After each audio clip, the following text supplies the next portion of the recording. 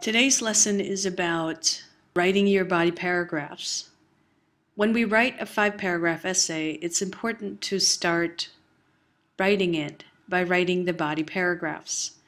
The reason why we want to start with the body paragraphs is that we don't know what we want to introduce until we have the body paragraphs, and we don't know what we're going to conclude until we have finished writing the body paragraphs.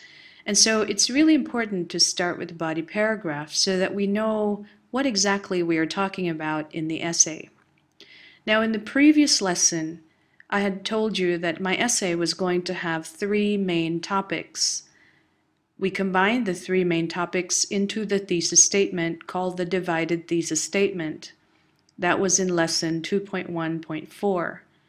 And in this lesson, what I'm going to do is to take you through the thought process that I have while I'm thinking about my body paragraph topics. And so on this board, I have a brainstorm about my body paragraphs, and these are my topics. I have extra expenses, food and water distribution problems, and submerged roads. I'm going to take you through what I think about each one, starting with extra expenses. Now, some of the thoughts that I have about extra expenses and why this is a problem with escaping from the Bangkok floods are the following. I'm just going to write some thoughts, and then if I need to, I'm going to pause and talk about that paragraph. So the first problem about escaping is that it will give us some extra expenses. For example, we have to book a hotel, we have to spend money on transportation, and we have to spend money on food while we are traveling.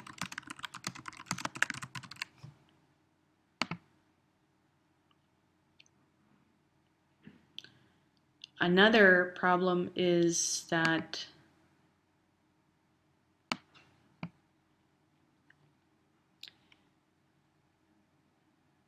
many people who escape from the Bangkok floods have to close down their businesses.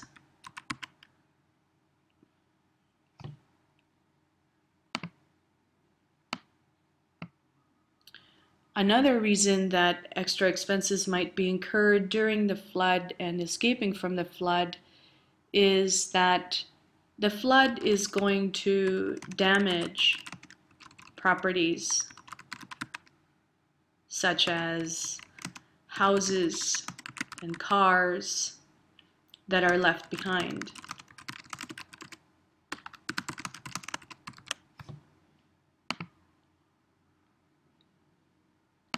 Another reason might be, for example, a lot of factories in Ayutthaya have been submerged in the water, and so everything in that factory is damaged.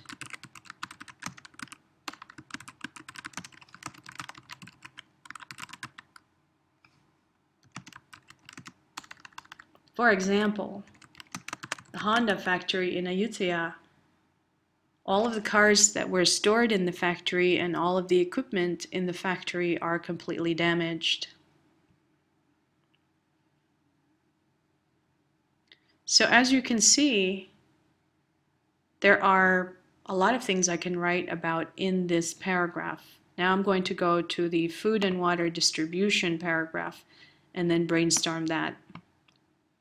One of the problems with the food and water distribution problems during this flooding is that the distribution is disrupted.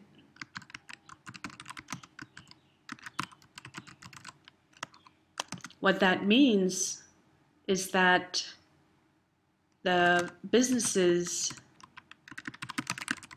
cannot deliver enough supplies to their buyers.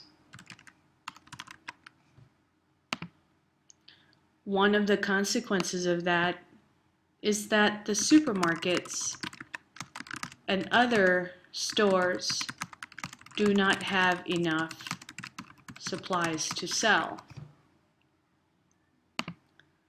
So as a consequence, people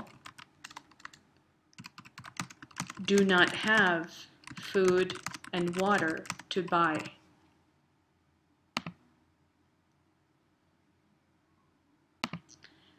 Another issue about food and water distribution is that people are hoarding supplies. That means that they are buying more than they need, and they are buying up everything in the supermarket so that there are not enough supplies available for other people to buy. So hoarding supplies and storing them in your home means that other people will not have any food or water in their own homes to use. One of the problems of hoarding supplies that I saw yesterday when I went to Tesco was that people start to fight over the supplies that remain. This is a big problem, and it might cause violence over the few supplies that are available in the supermarket.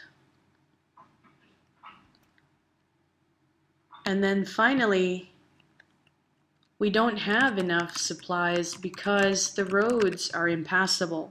That means that trucks that are used to deliver the supplies to different parts of the country cannot pass the roads that they usually pass. And that means they cannot get those supplies to the people. And of course, one other issue that's related to that is that the suppliers are flooded themselves. That means that people like, for instance, the supplies from Lotus Tesco are located in the northern part of Bangkok, which has been severely flooded. That is close to places like Bang Khen and Pathum Thani. And because those supply warehouses are located in that area, they are probably flooded as well. And so the supplies are ruined or they're submerged in water, and the distributors cannot take them to the supermarkets to fill up the shelves fast enough. So these are the problems about the food and water distribution. The third problem, which logically follows the second body paragraph, is that a lot of roads in Thailand are submerged right now. And so there are problems of transporting goods from one place to another. We cannot transport goods from one place to another very well because of the submerged roads. Another problem that is related to this is that we cannot go to work or school. And I think this is a really big problem. I mean, look at us. We're holding classes online. So not being able to go to your normal day routine is a problem because you miss out on school if you're a student, and if you miss work, that means that your workplace will not have the productivity that it usually has. And so that means your company loses money too. And that is a big problem for the country. Another problem about submerged roads is other dangers that come because of the water, such as snakes and crocodiles. And if water is stagnant or it doesn't move and it stays in one place for a long time, that means that there's going to be disease and smell. So it's not very clean. And so these are the thoughts that I have that will go into my body paragraphs. And as you can see, I have organized them into 3 different body paragraphs. After I do this brainstorm, I'm going to start writing the body paragraphs one by one. It's important for you to write your body paragraphs first in your 5-paragraph essay. This makes sure that you have a strong body of the essay and that you will have the content and the organization that you need to write a strong essay.